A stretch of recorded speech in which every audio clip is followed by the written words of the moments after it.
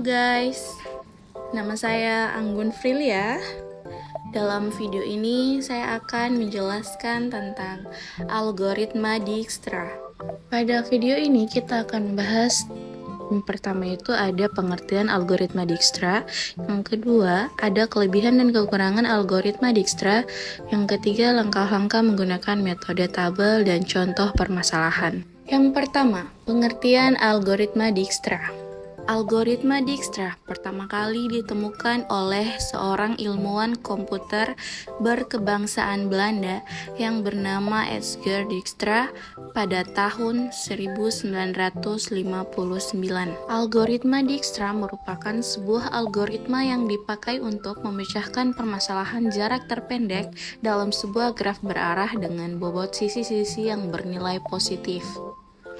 Kemudian ada kekurangan dan kelebihan algoritma Dijkstra.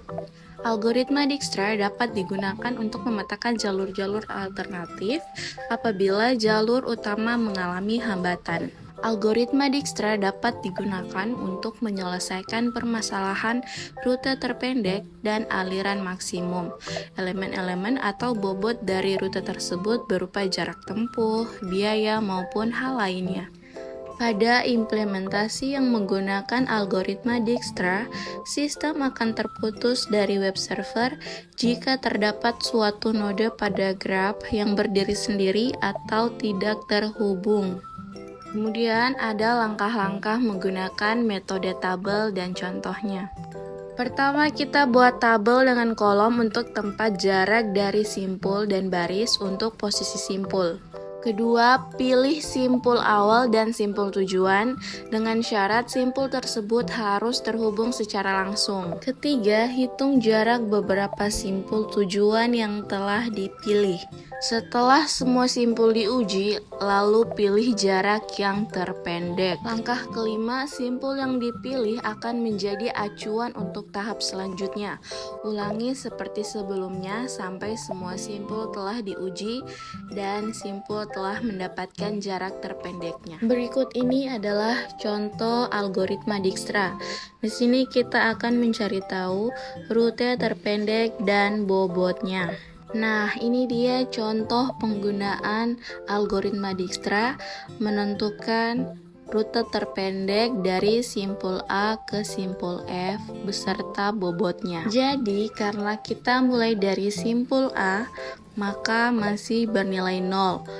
Dan simpul A terhubung langsung dengan simpul B dan simpul C. Lalu kita lihat simpul A ke B bernilai 1, simpul A ke C bernilai 5. Karena simpul D, simpul E, dan simpul F tidak berhubungan langsung dengan simpul A, maka nilai simpul D, E, dan F adalah infinity.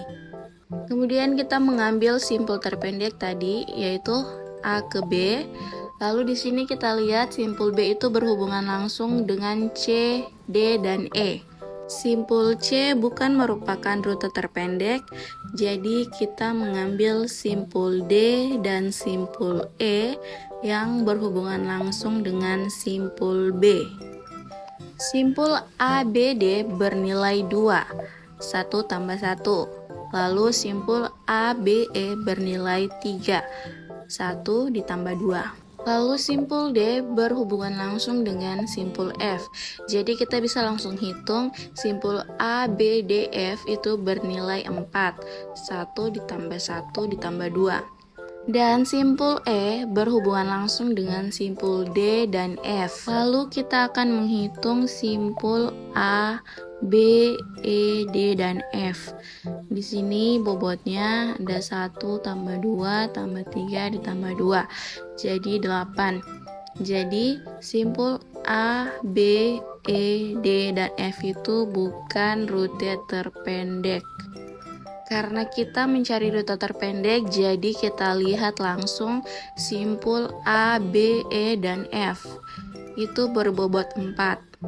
Jadi pada contoh algoritma Dijkstra, rute terpendeknya itu pada simpul A, B, D, dan F atau simpul A, B, E, dan F dengan bobot yang sama yaitu 4. Oke, itu tadi tentang algoritma Dijkstra. Terima kasih sudah menonton.